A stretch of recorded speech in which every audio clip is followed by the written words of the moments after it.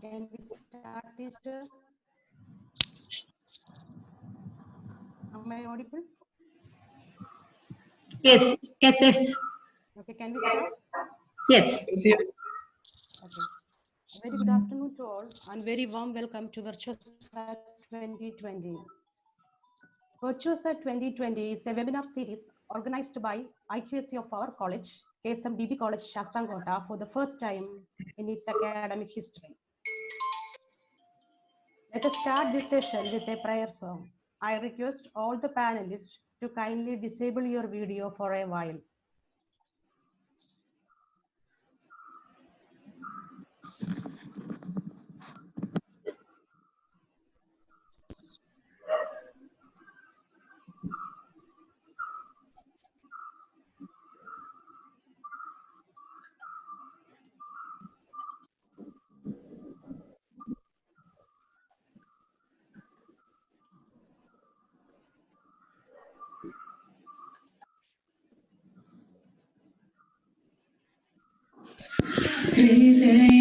ഹൃദയരാഗതം വിമീട്ടി സ്നേഹഗീതമേകിയും കർമ്മഭൂമി തളിരിടുന്ന വർണ്ണമേകിയും നമ്യവാഴുമാദിനാമം ഇന്നു വാഴ്ത്തിടാം ഹൃദയരാഗതം വിമീട്ടി സ്നേഹഗീതമേകിയും നമ്മൾ പാടുമീ സ്വരങ്ങൾ കീർത്തനങ്ങളാകണേ ചോടുവയ്ക്കുമീ പാദങ്ങൾ നൃത്തലോലമാകണേ കുഞ്ഞു വീടിനുൾത്തളങ്ങൾ സ്വർഗമാകണേ അമ്മ നൽകും ഉമ്മ പോലും അമൃതമാകണേ പൂർണ്ണമീ ചരാചരങ്ങൾ ഗുരുവരങ്ങളാകണേ ഹൃദയരാഗ തന്ത്രി നീട്ടി സ്നേഹഗീതമേകിയും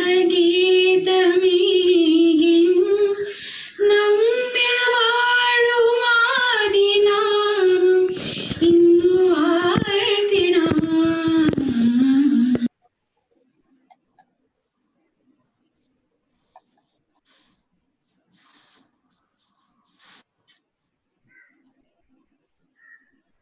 Thank you. I call upon Dr. V. J. Sri, IQAC Coordinator, SMDB College, for the welcome address. A very good afternoon to one and all. As Meera said, the webinar series VIRTUOSA 2020 is the first of its kind organized by KSMDB College, Shastangota. We have transformed actually the challenges posed by lockdown restrictions and the COVID-19 induced constraints to an opportunity by starting an online platform for academic interactions. For this webinar series, we have words of encouragement from our patrons, Honorable Devasam Board President Sri N. Vasu, Honorable Members Advocate Sri N. Vijay Kumar, Advocate Sri K. S. Ravi, and also from the Honorable Higher Education Minister Dr. K. T. Jelly, and our MBs Dr. Sri Soma Prasad and Sri Kottayam Suresh. Now it's my privilege to welcome Dr. K. S. Anil Kumar, our respected principal, to this occasion. After assuming charge, he has constantly motivated us to explore the possibilities of various online platforms for teaching learning process. It was because of his unstinting support we could realize this webinar within such a short span of time. With immense pleasure and gratitude, sir, I welcome you to this session. Now it's my duty. So we have here with the Honorable Vice-Chancellor of MG University and renowned polymer chemist, Dr. Sabu Thomas, as our distinguished resource person for this inaugural session of this VIRTUOSA 2020. With due respect and immense gratitude, sir, I welcome you to this webinar session. We have almost 300, more than 300 participants from all around India, and I welcome each one of them to this session very warmly. And we have with us our teachers, retired principals, retired teachers and colleagues from our college, students and ex-students, and I extend a very warm welcome to all those people. And I also welcome the IQAC team members as well as the technical coordination members also to this seminar. Once again, I welcome all the participants to this session. Thank you.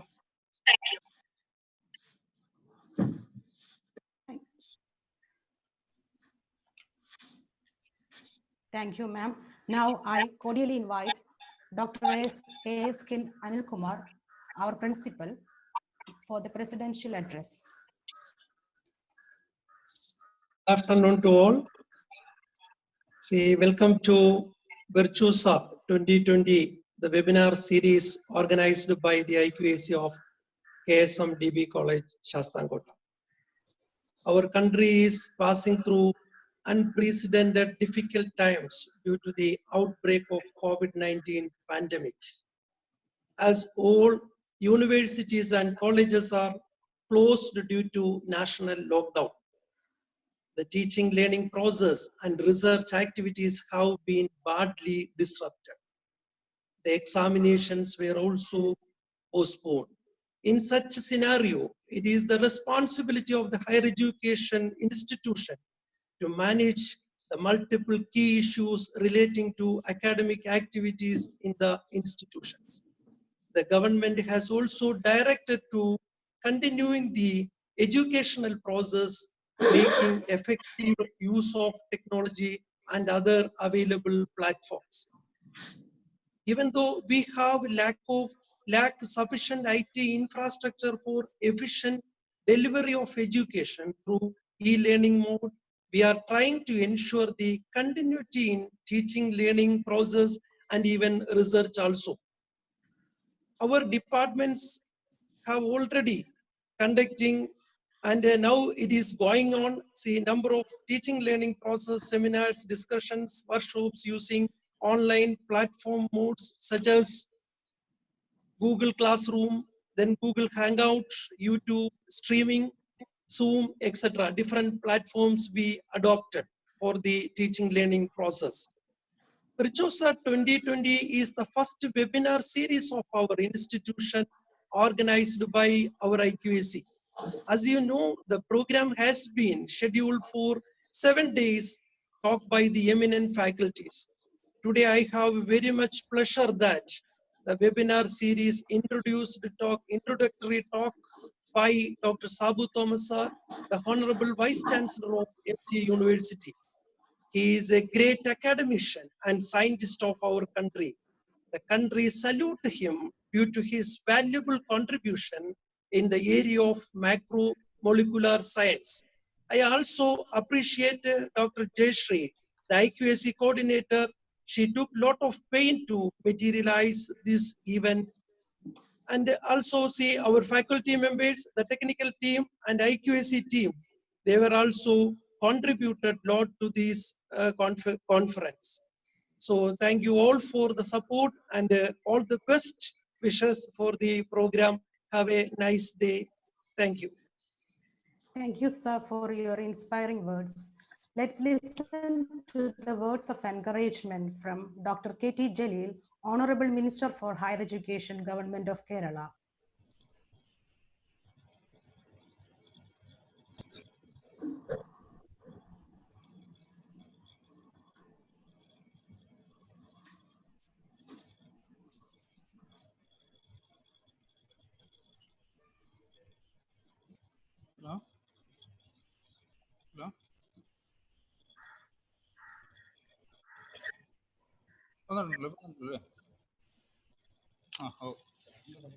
ഇതല്ലേ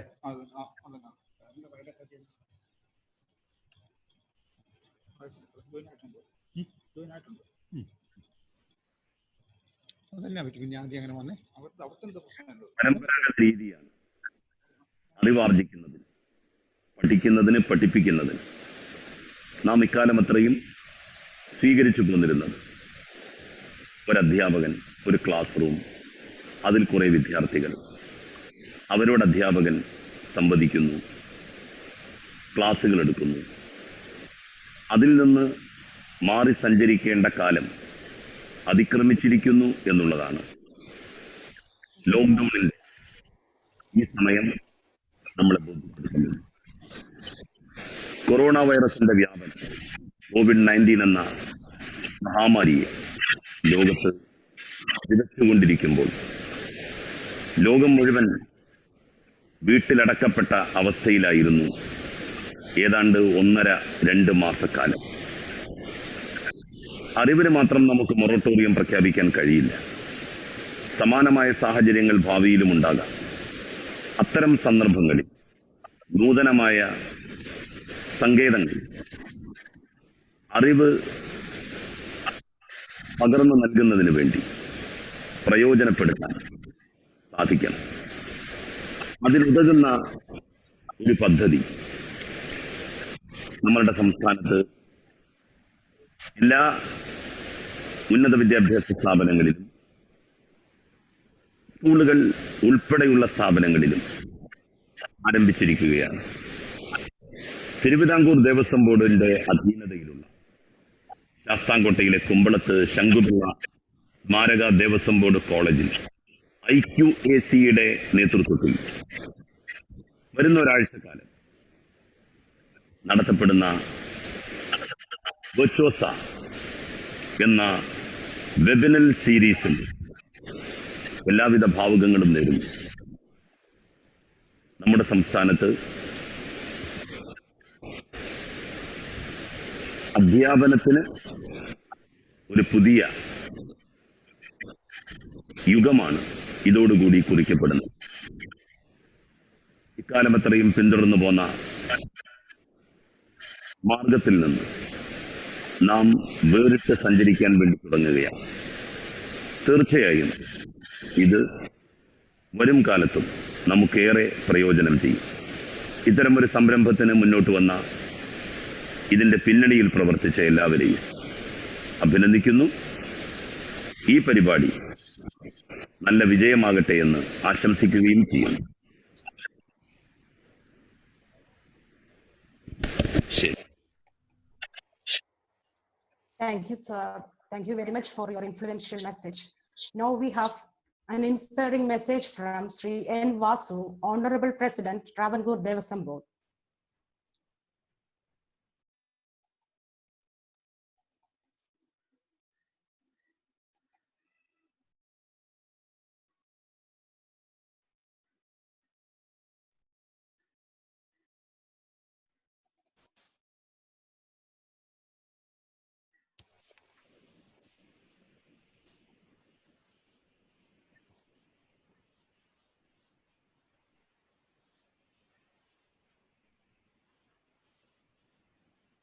Sasthamkotta Devaswom board കോളേജിൽ വെച്ച് ഈ മാസം 14 മുതൽ 20 വരെയുള്ള തീയതികളിൽ നടത്തുന്ന VIRTUOSA 2020 എന്ന പേരിലുള്ള ഈ വെബിനാർ സീരീസിൽ തിരുവിതാംകൂർ ദേവസ്വം ബോർഡിന്റെ എല്ലാ ആശംസകളും അറിയിക്കുകയാണ്. ദേവസ്വം ബോർഡ് കോളേജിലെ ഇന്റേണൽ ക്വാളിറ്റി ഇംപ്രൂവ്മെന്റിന്റെ ഭാഗമായിട്ടാണ് ഈ പരിപാടി സംഘടിപ്പിച്ചിട്ടുള്ളത് എന്നുള്ളതാണ് ഞാൻ മനസ്സിലാക്കുന്നത്. ഇത് സംഘടിപ്പിക്കുന്ന കാലഘട്ടത്തിലെ ഒരു പ്രത്യേകതയുണ്ട്. രോഗമാസകലം ബാധിച്ചിട്ടുള്ള COVID-19 കാലയളവിലാണ് ഇത് നടക്കുന്നത്. ലോക ചരിത്രത്തിൽ ഇന്നേ വരെ ഉണ്ടാകാത്ത വളരെ വലിയ ഒരു പ്രതിസന്ധിയാണ് ലോകമെമ്പാടുമുള്ള ജനങ്ങൾ നേരിടുന്നത്. നമ്മുടെ രാജ്യവും നമ്മുടെ സംസ്ഥാനവും ഒക്കെ ഇതിന് ഇരകളാണ്. നമ്മുടെ സംസ്ഥാനത്തെ സംബന്ധിച്ച് കോവിഡ് പ്രതിരോധ നടപടികളുടെ കാര്യത്തിൽ അഭിമാനാർഹമായ ഒരു നേട്ടമാണ് ഉണ്ടാക്കിയെടുക്കുവാൻ നമുക്ക് കഴിഞ്ഞിട്ടുള്ളത്. അപ്പോൾ കോവിഡ് നമുക്ക് തരുന്ന ചില പാഠങ്ങളുണ്ട്. കോവിഡ് കാലത്ത് നമ്മൾ മനസ്സിലാക്കേണ്ട കുറേ കാര്യങ്ങളുമുണ്ട്. കോവിഡിന് മുൻപുള്ള കാലഘട്ടത്തിൽ നിന്ന് വ്യത്യസ്തമായി നൂതനമായ മാർഗങ്ങൾ നമ്മുടെ നിത്യജീവിതത്തിൽ നമ്മൾ ഓരോരുത്തരും പുതിയതായി കണ്ടെത്തേണ്ടിയിരിക്കുന്നു. പരമ്പരാഗതമായി ഇത്തരം പരിപാടികൾ നടത്തുന്ന രീതിയിൽ നിന്ന് മാറിയിട്ട് വീഡിയോ കോൺഫറൻസിങ് വഴി ഉള്ള ഒരു പരിപാടിയാണ് ഇപ്പോൾ ഇട്ടിരിക്കുന്നത്. ഈ അടുത്ത കാലത്തായി നടക്കുന്ന പ്രധാനപ്പെട്ട പല മീറ്റിങ്ങുകളും കോൺഫറൻസുകളും മറ്റ് ഡിസ്കഷൻസും എല്ലാം തന്നെ വീഡിയോ കോൺഫറൻസിങ് വഴിയാണ്. ഈ പ്രധാനപ്പെട്ട ഒരു വിഷയത്തിൽ വീഡിയോ കോൺഫറൻസിങ് വഴി നടത്തുന്ന ഈ പരിപാടി തീർച്ചയായും സന്തോഷപ്രദമായ ഒന്നാണ്. ഇതിന് മുൻകൈയെടുത്ത ആളുകളെ Thiruvithamkoor Devaswom board അഭിനന്ദിക്കാം.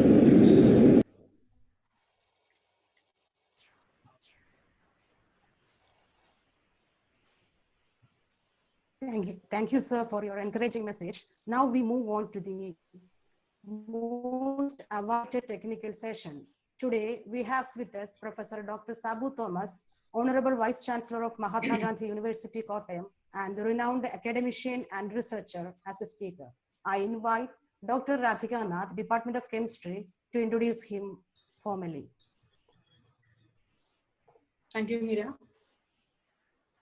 It's certainly a privilege to introduce the resource person of this technical session, Professor Sabu Thomas, the Honorable Vice-Chancellor of Mahatma Gandhi University, Kottayam.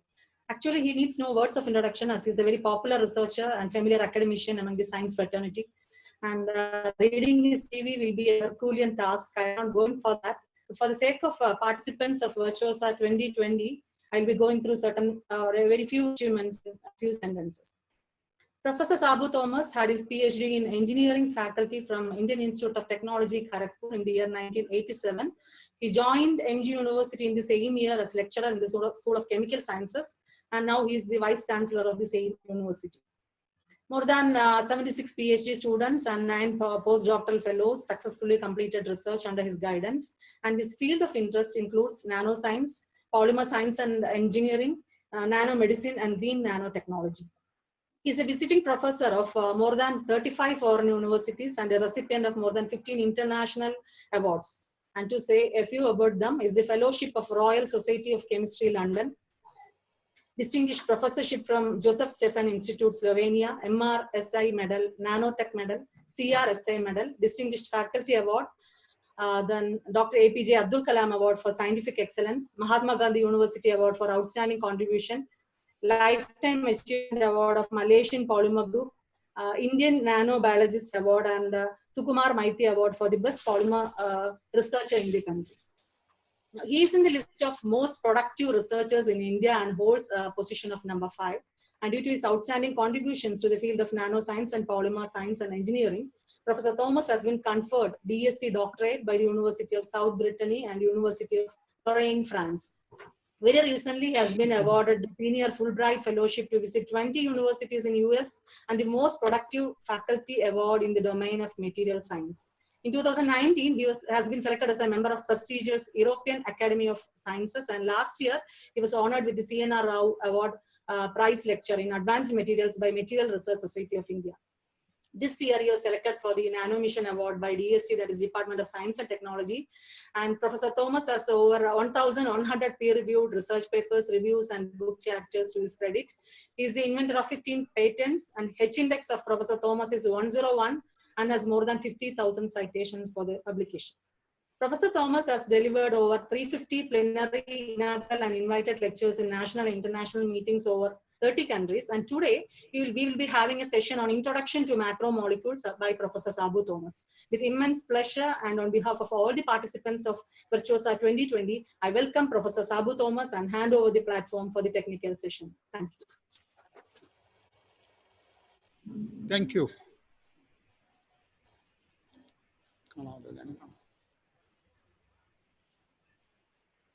So thank you, Dr. Ratika, for the kind words of introduction. Let me congratulate the college, the principal, the management, the faculty members for organizing a webinar on a series of topics. I especially congratulate the IQAC of the college, and I'm glad that two of my co-workers, Dr. Meera and Dr. Indos, are faculty members of this college. And many, many thanks for the kind invitation to this lecture series. Excuse me. First of all, I'm going to show you, some of the activities of Mahatma Gandhi University.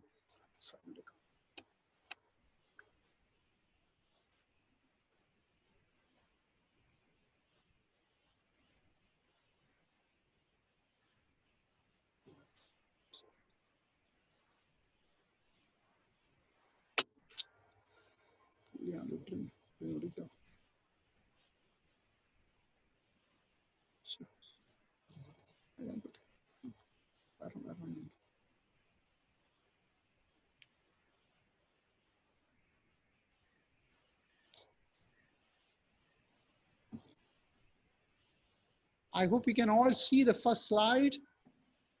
I'm going to take you to Mahatma Gandhi University and the campus. And I have two groups here. One is a polymer group and the nano group. And I'm going to show you some of the activities of our group in Mahatma Gandhi University.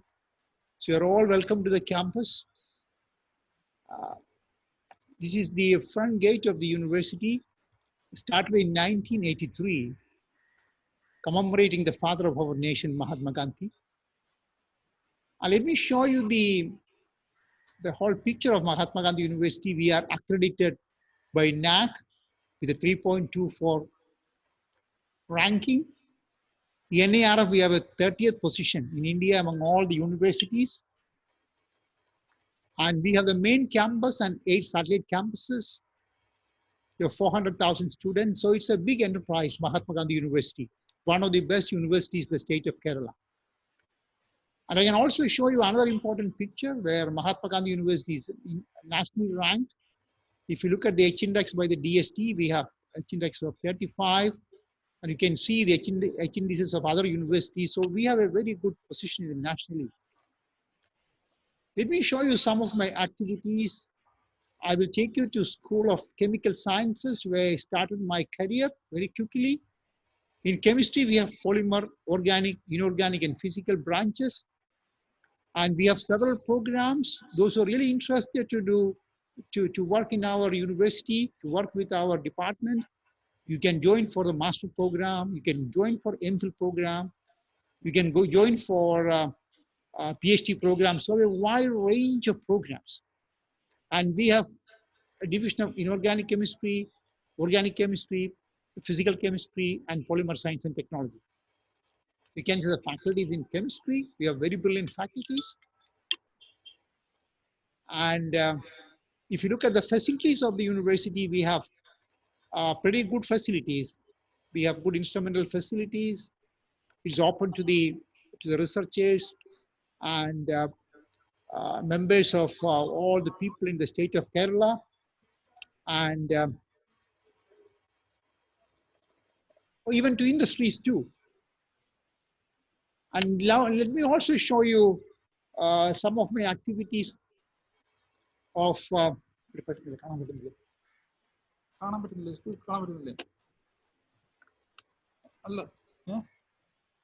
sorry.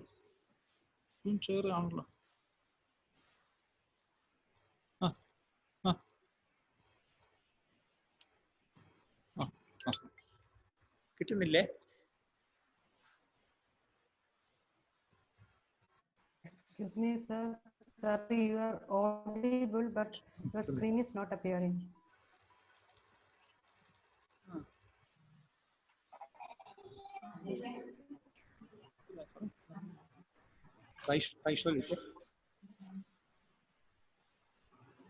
No, okay, sir.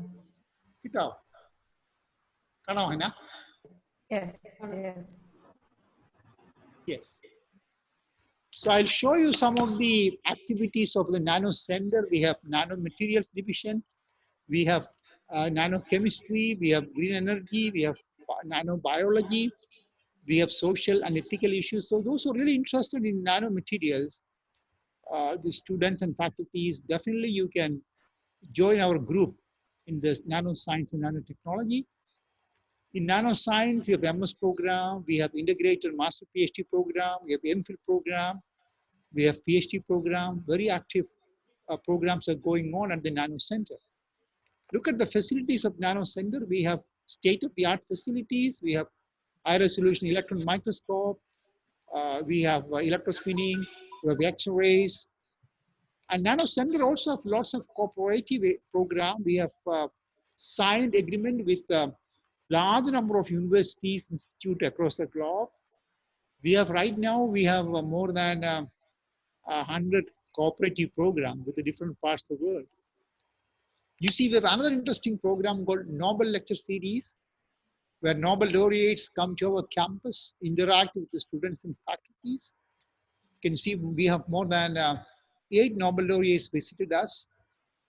We have other program, erudite lecture series, Professor Rene Muller, Professor Rao visited us several times. So we conduct lots of erudite lecture series. Professor Yves Cohens was with us, and Mira and Indos worked with them. Professor Manfred Stamm is also a regular visitor of our center. You can see Professor Rao is receiving a chair professorship.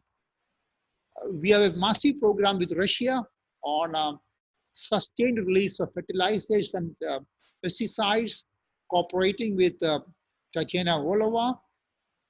We have active cooperation with the French University, with the Professor Didier Ruxel on biomedical applications of nanomaterials.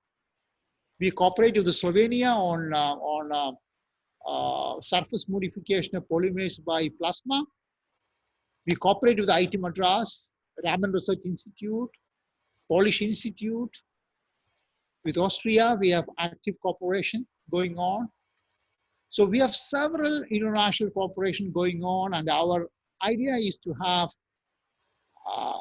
5 important divisions: a division on materials and composites, a division on chemistry, a division of biology and medicine, a division of energy, a division on social, ethical, and legal aspects of nanoscience and nanotechnology. So those who are really interested in nanoscience, definitely you are all welcome to our campus. Let me also show you some of my activities in the campus. My group is very active in polymer blends, active in composite materials. We are also active in variety of nanostructured materials, nano clay, nano silica. We are active in aging and degradation process. We are active on membranes. We are active on interpenetrating polymer systems. We have a program on elastomers called double networking of elastomers. We work on recycling. We have a big program going on recycling. And we have a massive program on electrospinning. So these are the activities of my group.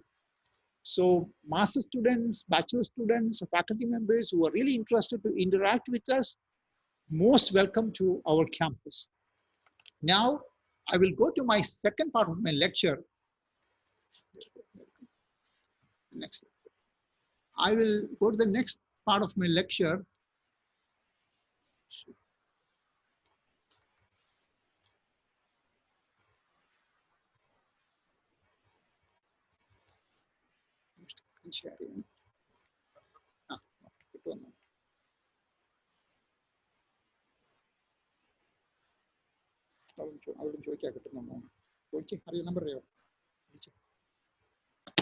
So the title of my presentation today is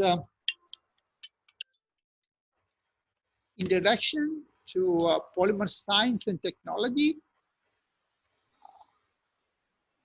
This is a very introductory talk on macromolecular science and polymer science. If you trace the history of macromolecular science, we are now celebrating 100 years of existence of macromolecular science. And my university is planning to organize an international webinar celebrating the 100 years of macromolecular science. And the first slide of my presentation today is macromolecular science or polymer science and technology has become one of the important branches of science and technology, important branches of material science. One can say it's a rapidly advancing subject in material science. And polymers are almost indispensable to mankind. Polymers are almost indispensable to mankind because it's essential for clothing, essential for shelter, essential for transportation, essential for communication. So all modern life, we need macromolecules. Historians used to classify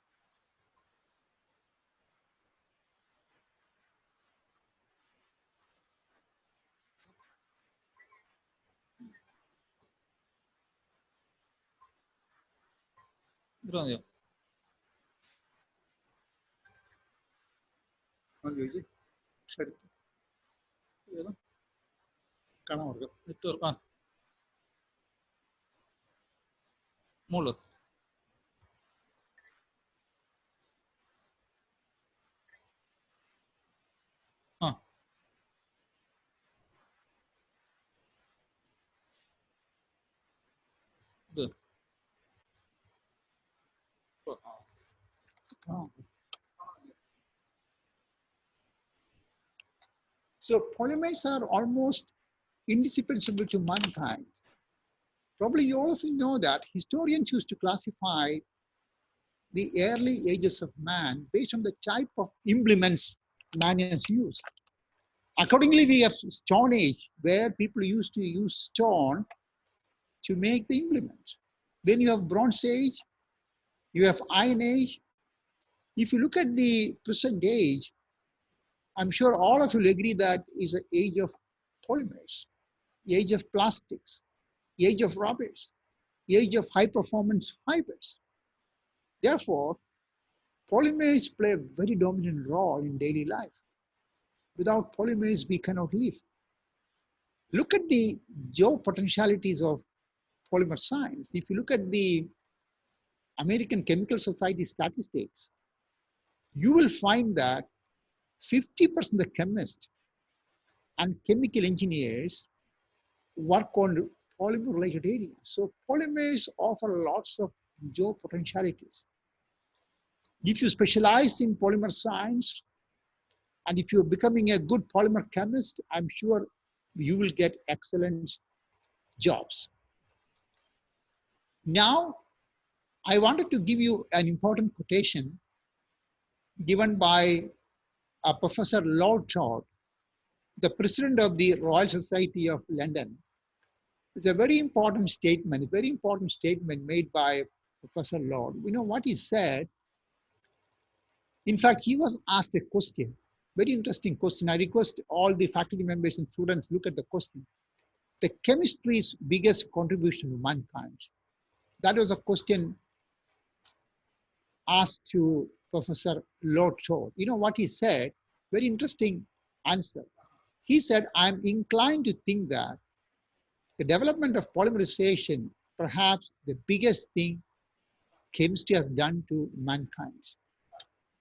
And he said, it has had the biggest effect on everyday life. The world would be a totally different place without artificial fibers, plastics, and elastomers. And he further says, even the field of electronics, what would you do without insulation? You know, the whole electronic industry cannot survive without insulation. Plastics and rubbers are being used as insulators. And then he said, where you come back to polymers again. So polymers are extremely important materials. Now, let me go to a little bit of basic. the science of macromolecules could be classified into biological materials and non-biological materials. And if you look at the biological materials are the foundation of life and intelligence. You know, the polypeptides, nucleic acid, DNA, RNA, they are all biological polymers. If you look at non-biological polymers, there could be natural or synthetic. Let me also tell you something on the history of macromolecular science. I said we are now celebrating the 100 years of macromolecular science. Let me quickly go through the history of macromolecular science. I should start from 1850, where extents of atoms and molecules with respect to simple organic compounds were established, like the history of chemistry. Then you have Kekule's contribution. He said organic molecules are linked by bonds. Then 1861, a physical chemist Graham did lots of diffusion work, and he found that the natural materials diffused very slowly through the membrane. And then, you know, what he thought was these natural materials like latex, rubber latex, or natural polymers, he thought they're all colloids. So the colloidal chemistry viewpoint was very strong until 1920. So 1920 is considered to be the birth of macromolecular science. And all of you should remember the name of the German chemist, Hermann Staudinger, who laid the foundation stone of macromolecular science. Now we are celebrating, look at now 2020, we are celebrating 100 years of macromolecular science. And my research group is organizing an international online conference in December, celebrating the 100 years of macromolecular science. So 1920 is considered the birth of macromolecular science. Eventually, Staudinger got Nobel Prize in 1953. The concept of polymers were well established in 1930. Then we have the World War came. And during the World War time, so many polymers were synthesized because polymers are essential for war purposes. The invention of karatas, of nylon. Again, if you trace the history, you can see the mechanisms of polymerization by P.J. Flory, a big stalwart of polymer science. He got Nobel Prize in 1974. And you can see stereoregular polymers by Natta and Ziegler, again a Nobel Prize winning work. So let me now tell you something about the history of macromolecular technology, polymer technology.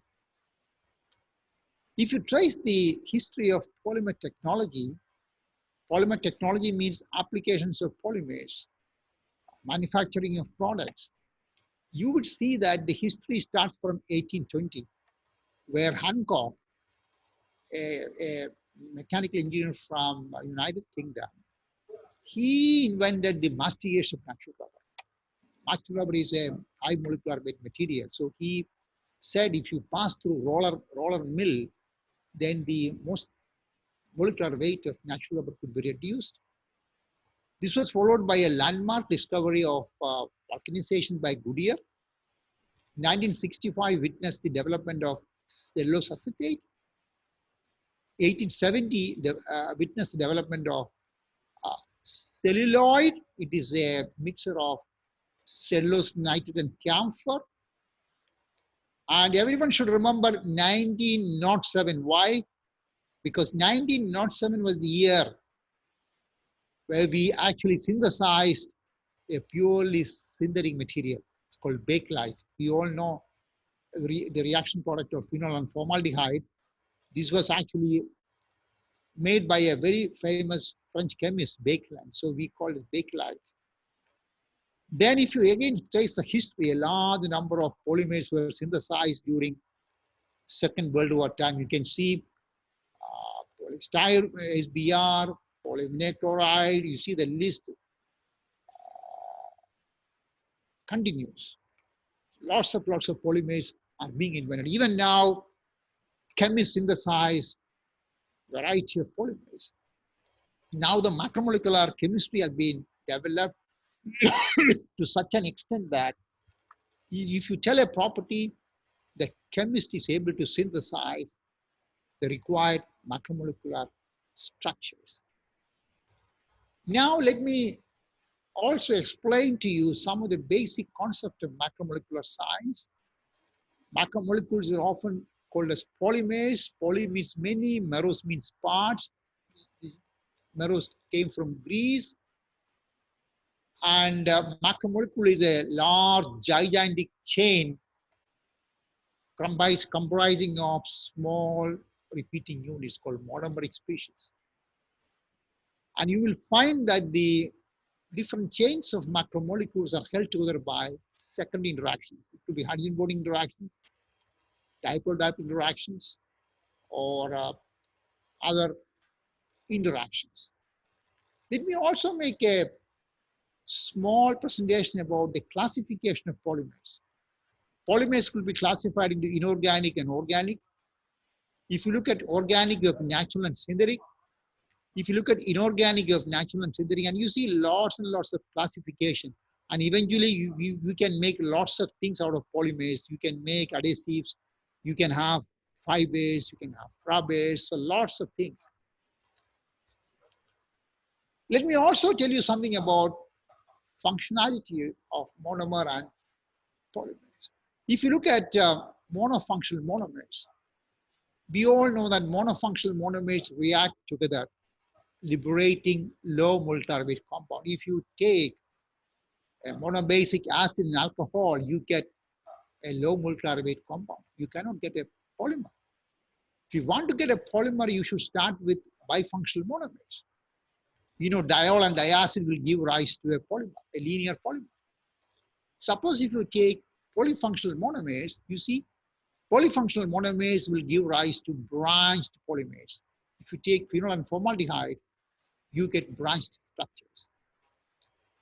Now, let me also tell you something about polymerization. Polymerization is nothing but the chemical and physical processes required to generate a high polymer. That is what polymerization process. And you can classify polymerization into condensation polymerization, addition polymerization. Condensation polymerization, if you look at, you know, this is nothing but the stepwise intermolecular condensation of reactive groups. That is the basic definition. The formation of nylons, formation of polyesters, if you look at, they're all by the stepwise intermolecular condensation of reactive groups. And second type of polymerization is addition polymerization. It's also known as chain polymerization. Good example is preparation of polyethylene, polypropylene, where you have an active species. The active species could be a radical. The active species could be an anion or a cation. So you have free radical addition polymerization. We have anionic polymerization. We have cationic polymerization. So we have variety of polymerization process, you know, depending upon the nature of the active species. Once you synthesize the polymer, you know, the chemist is always interested in the degree of polymerization process. Degree of polymerization means number of monomer units present in a polymer chain. That is what is degree of polymerization. And degree of polymerization could be related to the molecular weight. You can see simple relationship. Molecular weight is nothing but degree of polymerization multiplied by the molecular weight of the monomeric unit. These are all very elementary of macromolecular science. Now let me also tell you the shape of macromolecules. If you look at the shape of macromolecules, you have linear polymers like polyethylene, polypropylene, nylon. They are all linear polymers. When you think of macromolecules, I request all my co-workers, all my colleagues, friends, students, they are all random coils. Macromolecules are never like, you know, straightened chains unless you have a very, very rigid backbone. Most of the cases you have a random coil like this. Look at polyethylene. This is a shape of polyethylene, polypropylene, linear polymers. But you have also polymers with branches. You see, you must have heard about LDP, low density polyethylene. They have small branches. And once you have branches, the polymer chains cannot pack together. That is why the density is low. Look at the third type of structure, interpenetrating structure, interconnected structure, cross-link structures. And if you really want to estimate the size of a macromolecule, the size of a macromolecule is always considered by two important dimensions. One is end-to-end distance. You can see this is one end of the chain, this is the other end of the chain. So this is end-to-end distance. And if you consider this as a sphere, this is a radius of duration. And look at the relationship between end-to-end distance and radius of duration for linear polymers. The end-to-end distance is 6 times the radius of duration. So you can use light scattering to measure the dimensions of a macromolecular chain. The size of a coil is in the range of 50 to 60 nanometer size. Now, let me also tell you something about polydispersity. If you look at macromolecules, you will all understand that macromolecules are polydispersed. And if you look at small molecules like water, alcohol, or benzene, all the molecules are the same size. So they are monodispersed. But if you look at macromolecules, they're all polydispersed because chains have different dimensions. Some chains are big, some chains are small. Look at this. This is actually a polymer sample. Let there be n molecules. And suppose if I do a fractionation process, I'm differentiating all the sizes. M1 size of N1 molecules, M2 size of N2 molecules, M3 size of N3 molecules, and M4 size of N4 molecules. And if you look at this, then you can define different molecular weights. If you look at water, if you look at alcohol, if you look at benzene, you have a fixed molecular weight. But if you look at macromolecules, these chains are having different length, we have to go for average molecular weight. So accordingly, we have number average molecular weight which is given by sigma ni mi divided by sigma ni, weight average molecular weight, Z average molecular weight, and viscosity average molecular. So when you look at the molecular weight of macromolecules, in order to get a complete picture of macromolecular properties, we need to have number average, weight average, Z average, and viscosity average. This is extremely important. Let me also tell you something about copolymers. So there are a range of copolymers. If you look at SBr is a copolymer of styrene butadiene. Look at. So the beauty of copolymerization is you can arrange the monomeric units in different fashion. Look at this is A and B monomeric units. If you arrange them in a random fashion, you get random copolymers. And if you arrange them in an alternating fashion, we got alternating copolymers. You see A, B, arranged in alternating fashion. Suppose if you have blocks of A and blocks of B, we call it as block copolymers. And look at graph copolymers where you have a backbone and can see the second polymer is grafted onto the main backbone. So you have random copolymers, alternating copolymers, block copolymers, and graph copolymers. So you might ask, why do we need all this type of structures? Because once you do this sort of copolymerization, you can get unusual properties. See, the properties of random copolymers will be completely different from block copolymers. So you can get polymers with unusual properties by organizing the monomeric units in a different manner.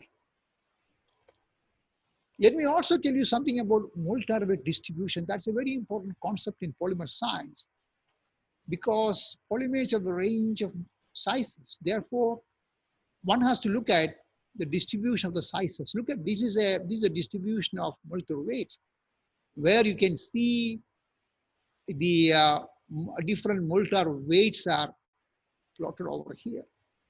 You can see this is the number average molecular weight, viscosity average molecular weight, weight average molecular weight, Z average molecular weight. You can see all the molecular weights are plotted here. So whenever you think of macromolecules are polydispersed. So you have to have a different types of molecular weight, number average, weight average. So you also have to look at the distribution. Look at this graph where you can see there are two polymer samples, sample 1 and sample 2. Sample 1 is narrowly dispersed and sample 2 is broadly dispersed. So if it is a narrowly dispersed sample like this, its mechanical properties will be much better, but it cannot be easily processed. If it is broadly dispersed, the mechanics will be poor. Therefore, the distribution plays a very important role in determining the properties of macromolecules. So synthetic chemistry is able to synthesize macromolecules of varying sizes and varying distribution. Let me also show you another important slide. This is a very important slide. Look at this. Mechanical properties of polymers as a function of degree of polymerization. What is degree of polymerization? Number of monomeric units in a polymer chain. You can see that the mechanical properties go on increasing as you increase the molecular weight. But you can see after a certain point, the mechanical properties level off. Look, see, here it is going to be leveled off. So this is a commercial interesting range of molecular weight. So there is no point in making gigantic macromolecular chains. You are not going to improve the properties. You get sort of good properties. The range, the degree of polymerization is 2000. Beyond that, you see the properties sort of level off. Let me also show you another important slide. Look at the multiviscosity of polymers as a function of molecular weight or degree of polymerization. See, from 200 to 2000 dP, the viscosity increases. It's a very nice steady increase of viscosity, because as you increase the size of macromolecules, the macromolecules find it difficult to move around. There will be a lot of resistance to flow. But all of you should remember, look at this point. If you increase the molecular weight beyond 2000 dP, then exponential increase of molecular weight. So a chemist has to stop polymerization somewhere over here. If you increase the molecular weight further, you cannot process the material because the viscosity is too much. Now let me show you something about molecular forces and chemical bonding in polymers. The most important bond in polymers are covalent bonds. You look at polyethylene, polypropylene, polystyrene, all these polymers are connected by covalent bond. Therefore, the most important bond in polymer science is the covalent bond. Of course, you can also connect by other interactions. You have ionic polymers where you have ionic interactions. So I request all my friends to remember the fact that the most important bond in polymer science is the covalent bond. Let me also tell you something about bond length, bond energy. If you look at the bond length, bond energy of CC or C double bond, you will find that the bond length and bond energies are very similar to small molecules. So once you polymerize, you don't really change the bond length and bond energies much. So they're all very similar to small molecules. Now let me show you a couple of slides how the polymer properties are really affected. The properties of polymers are very much affected by these second interactions, non-covalent interactions. When you look at the non-covalent interactions, we have dipole-dipole interactions, we have induction forces, we have dispersion forces, we have hydrogen bonding interactions. Therefore, I want to tell you to all my friends, the properties of polymers are strongly determined by the second interaction. It's very similar to the properties of small molecule. You all know that the boiling point of water is high because of hydrogen bonding interaction. The melting point of nylon is so high. Why? Because nylon can form inter as well as intramolecular hydrogen bonding. You know, cellulose cannot be melted. Why? Because cellulose has been held together by strong intermolecular interactions, strong hydrogen bonding. Therefore, the properties of macromolecules like volatility, viscosity, surface tension, frictional properties, mechanical properties, miscibility, solubility, all these properties are controlled by intermolecular interactions. So I have given you some example. Nylon is a very stiff material. You use nylon for, if you look at your toothbrush, the bristles are made of nylon because it's a very, very strong polymer. But if you look at rubber, rubber is a very flexible material. Intermolecular interactions are very weak in rubber, but nylon is extremely strong. Therefore, the properties of polymers are very much controlled by the secondary interactions. I wanted to show you a table. You all know that, you all know the structure of polyethylene, CS2, CS2. And the secondary interactions in polyethylene is very weak. And we have a factor called cohesive energy density. The energy required to remove a molecule from its neighbors. See, 259. Look at nylon. Nylon, if you look at the cohesive energy density, 774 joules per centimeter cube. Why? Because nylon, all the chains are held together by strong hydrogen bonding. Therefore, you have to really put lots of energy to remove a nylon molecule from its neighbors. That is why the intermolecular interactions are very high. That is why nylon is a very strong plastic, very high melting points. But if you look at polyisoprene, like natural rubber, or polyisobutylene, look at the cohesive energy density is very low. And natural rubber is extremely flexible. Therefore, we can make, or we can classify polymers into elastomers, plastics, and fibers based on intermolecular interactions. If you look at the properties of rubbers or elastomers, elastomers are extremely flexible material, basically because the intermolecular interactions are very weak. The cohesive energy density is very low. Therefore, elastomers are very flexible. Natural rubber is very flexible. You all must be using natural rubber as a rubber band. Why? Because you can extend it very high elongation. And all the rubbers, if you look at the chain, these chains of all these rubbery materials are extremely flexible. And glass transition temperature of rubber is very low, always below room temperature. Most cases it's sub-zero temperature. Rubbers are mostly amorphous and they have very low cohesive density. That is why rubbers are extremely flexible. They also show high degree of elasticity. Look at fibers. As I told you earlier, if you look at fibers, fibers are very high tensile strength, very high modulus, very high melting point like nylon or polypropylene. You know the reason why these fibers are very rigid? Because of the molecular symmetry. Look at nylon. Nylon has a symmetric structure.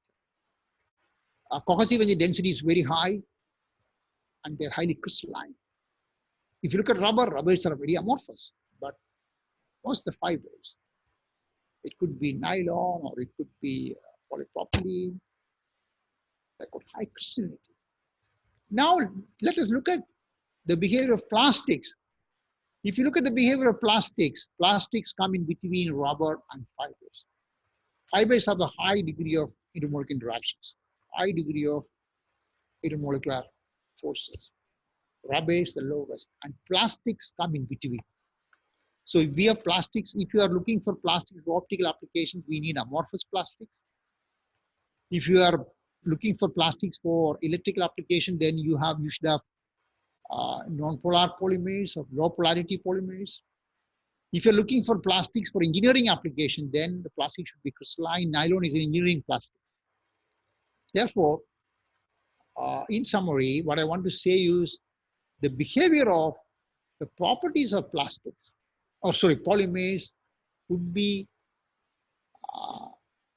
explained based on the nature of intermolecular force attraction. This point has to be made very strong. Let me also show you some of the important people who got Nobel Prize. I want to show you the picture of Hermann Staudinger from Freiburg. He's a father of macromolecular science. He laid the foundation stone for macromolecules, and his theory is macromolecular hypothesis. It was Hermann Staudinger said, polymers are nothing but gigantic chains connected by covalent bonds. And you all must have heard the name of Ziegler and Natta. They are the inventor of Ziegler-Natta catalyst. Ziegler-Natta catalyst, where we can produce stereoregular plastics like isotactic polypropylene, syntactic polypropylene. The great work of Ziegler and Natta, you know, a professor from Germany and professor from Italy, they worked together to make stereoregular polymerization, and they got Nobel Prize in 1964. Again, I can show you some more stalwarts of macromolecular science. Paul J. Flory. Paul J. Flory has done the maximum contribution to the field of macromolecular science, theory of elasticity, liquid crystalline polymers, mechanisms of polymerization. He has done tremendous amount of work, again got Nobel Prize. Carruthers, the inventor of macromolecular science, he didn't get Nobel Prize. He was a chemist in DuPont in the United States. And you all must have heard about a great physicist, polymer physicist, Pierre Dijen from France. He got Nobel Prize in 1991. A marvelous discovery on polymer chain dynamics. Then also we have excellent people. You can see that the conducting polymers were synthesized by Shirakawa, a Japanese scientist, Alan Heeger, a US physicist, and Professor McDermott, a chemist from United States. So they got Nobel Prize for conducting polymers. So these are the stalwarts of macromolecular science. And I also wanted to show you plastic timeline, some of the major inventions. 1839, the vulcanization of rubber by Goodyear. Then polystyrene discovered. Then shellac, 1856. Shellac is a very nice natural material. PVC, rayon, phenol formaldehyde by Bakeland, polyvinyl chloride, acrylic polymers. So I have a list of important polymers and their year of invention. Now I wanted to show you, towards the last part of my lecture, I wanted to show you some of the applications of polymers. Look at, polymers are being used in a variety of applications. Drinking water bottle, pipes, aircraft. Look at the helmet. Look at the automotives. Look at your spectacle frame. Look at your housing. So look at furniture. So a variety of applications. So polymers are being used. So we cannot live without macromolecules, without plastics, without fibers, without rubbers. Rubbers are extremely important for manufacturing of tires. The aircraft landing, we need tires. So polymers are almost indispensable to mankind.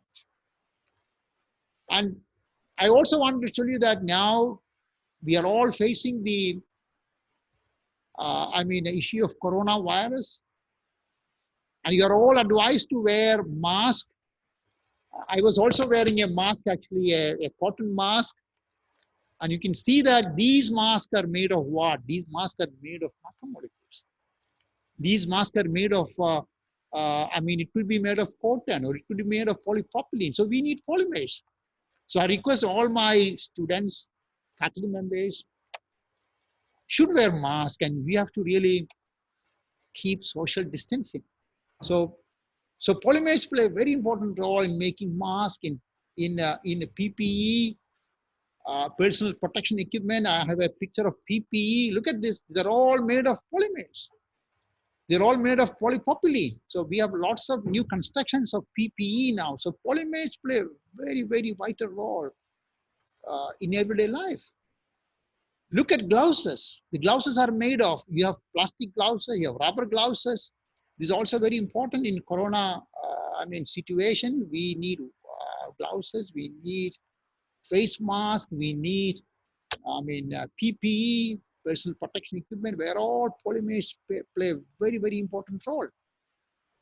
Look at this is a pair of plastic gloves, there's a transparent gloves. So we are able to synthesize polymers which are transparent, polymers which are opaque, polymers which are crystalline. If you want to have a transparent gloves, you need to have a transparent polymer.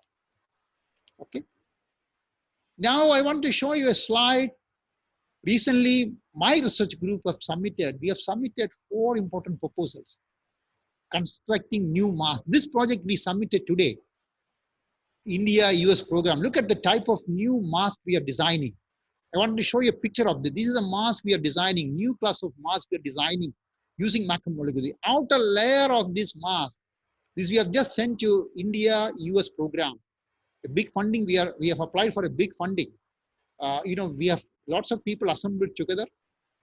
Professor from Assam, our infectious disease head from Kottayam Medical College, Inter-University Center on Biomedical Science Director, School of Bioscience, we all actually sat together and we had a series of discussion in designing new masks. The outer layer of this mask is actually made of polyester, and the outer layer is coated with anti-adhesive material, nanomaterial. So if coronavirus is coming, coronavirus will be repelled by this outer layer.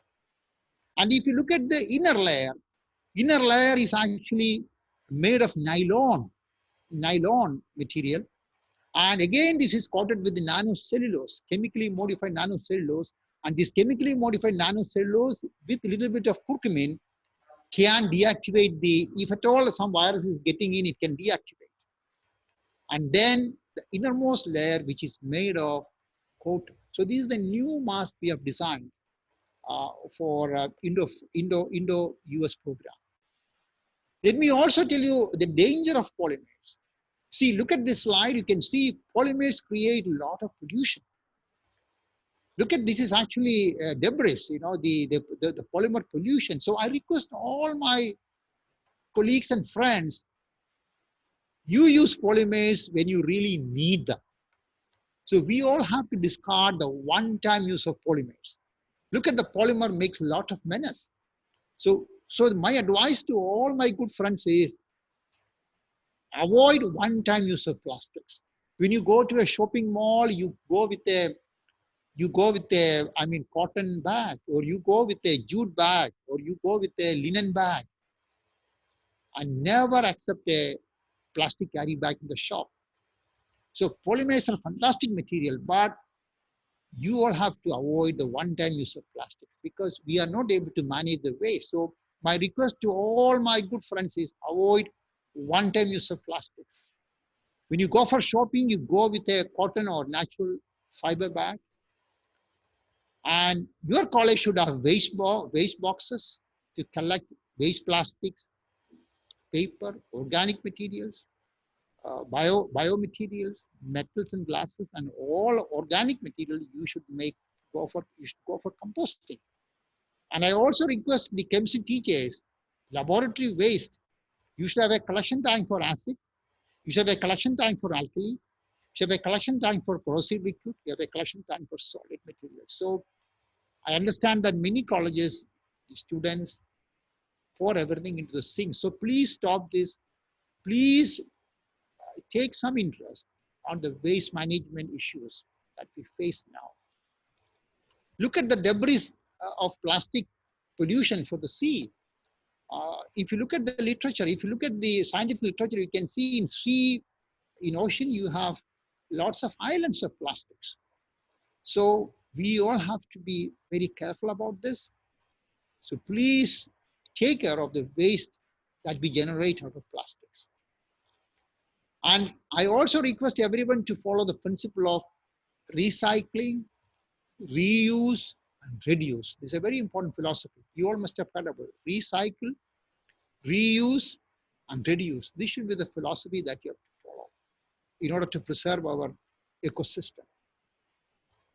And I also request my students and faculty members of chemistry, you all have to follow the laboratory safety protocol. When you go to the laboratory, please wear the lab coat, please wear the goggles and gloves. They're all extremely important. So please be very careful when you get into a laboratory, and please be very careful when you deal with laboratory waste. So thank you so much for your patient hearing.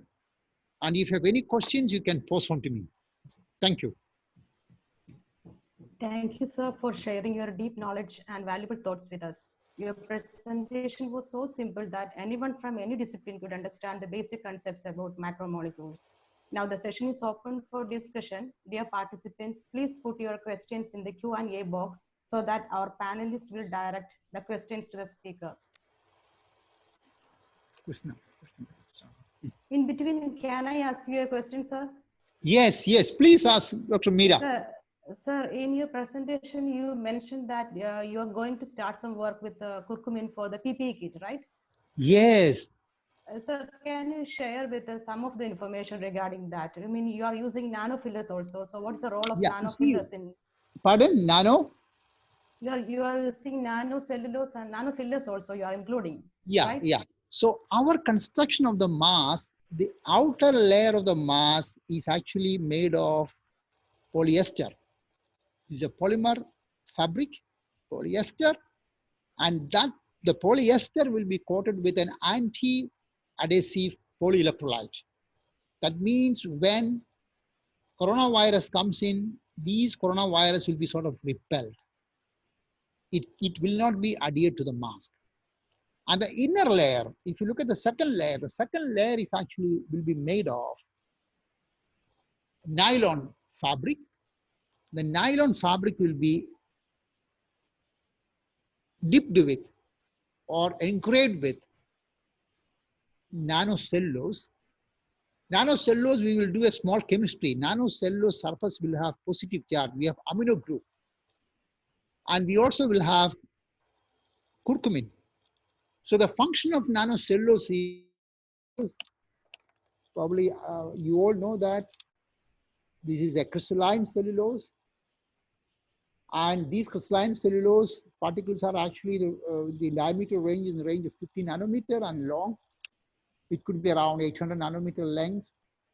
And these nanocellulose surface is chemically modified with amino group. And the purpose of putting nanocellulose is nanocellulose a very high surface area. So you have lots and lots of positive groups on the surface. If at all a coronavirus is actually getting into the mask, then what will nanocellulose do? Actually, nanocellulose molecules interact with, they've got a positive charge. The coronavirus has actually a layer of lipid, protein, which is negatively charged. And this positive and negative charge will interact, and the outer layer of coronavirus deactivated. And you also asked me a question: what is the purpose of curcumin? Curcumin also can deactivate the coating of coronavirus. The coating of, the coronavirus is coating of lipid and protein spikes. So curcumin is also able to deactivate this. That is why we have made use of curcumin and nanocellulose on the second layer. And the layer which is very close to your mouth is made of cotton, which is eco-friendly. Yes. Thank you, Meera. Is it okay? Yes, sir. Thank you. And all the best for your future projects. Yes. This is an Indo-French we just loaded. So I want that the teacher should also, be active whenever there is a call. I submitted totally 4 proposals during this 1 month time. Today we submitted the Indo-US program. I just showed a part of it. We had a professor from Atlanta. We interacted with him. We had three Skype meeting to finalize this project. Okay, sir. Thank you. Any question more?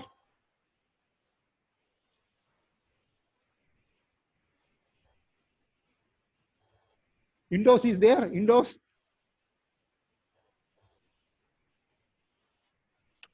Sir, there is a question from the audience. They're asking whether there is any facility for antiviral activity measurements in your institute. My laboratory has no facility to measure the antiviral properties, but chemistry doesn't have that much of facility to do these measurements. But we have facilities at the School of Biological Sciences. Okay, and some of the corona testing is done by the Inter-University Center for Biomedical Sciences. So we have some facility at the School of Bioscience. We can do some measurements.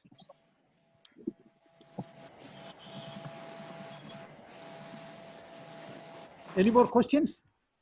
Sir, any questions from the participants? Hello, sir. Yes. Am I audible? Yes. Sir, I'm Ajesh. I can hear you. I will read out the questions put forward by the participants. Yes. So the first question is the proposed mask is reusable? Very interesting question. You see, the proposed mask we put forward for the Indo-US program could be reused. It could be sterilized, and you can reuse it. That's a very important point. The outer layer is made of polyester, and you can reuse it. After a certain period of time, probably you have to discard it. That's the one special point of it, and you can wear it longer time because these masks have got anti-adhesive property. So virus will not stick to this mask because we have a polyelectrolyte coating on the outer surface. So you can wear it longer time, and then you can sterilize it. So we have such a plan to reuse this mask. Yes. Next question. Sir, next. Sir, please tell me about the prominent institutes in India pursuing macromolecular research. Oh, the prominent institutes in India, probably I will start from the Indian Institute of Technologies. That IIT Delhi has a good unit on polymer science and engineering. Then we have Indian Institute of Technology, Kharagpur has very active center on rubber. They have a material science center. And then we have many institutes in the country. We have University of Calcutta, there's a polymer science program. University of Cochin, where I did my BTech, they have got a very active program in polymer science. Mahatma Gandhi University has good program on polymer science. University of Madras has program in polymer science. Anandapur University has program in polymer science. Amrita Institute has got active program in polymer science. There are a large number of institutes in the country offer polymer science program in the master level, in the PhD level, and also the bachelor level. Yes. Any more questions? So there is an interesting question. That is, sir, are you audible? Yes. Sir, there is an interesting question. If we use 3 layers to fabricate the mask, will it increase the weight and cause discomfort to customers? Okay, that's a very interesting question. You see, the fabric that we are going to use, all this very thin fabric. So these are all extremely light fabric we are going to use. So this weight consideration could be manipulated by the spinning technique. So we will have very light material. All this fabric material will be very light. Yes. So multiple layered fabric is always better because we can control the entry of coronavirus. That is why we have decided to have multiple layer. So the weight of the mask could be controlled, could be so that the wearing comfort could be taken care of. Sir, another question is there. The hydrophobic behavior of curcumin restricts the bioactivity of corona, isn't it? Yes, yes. He can solidify, the advantage of it.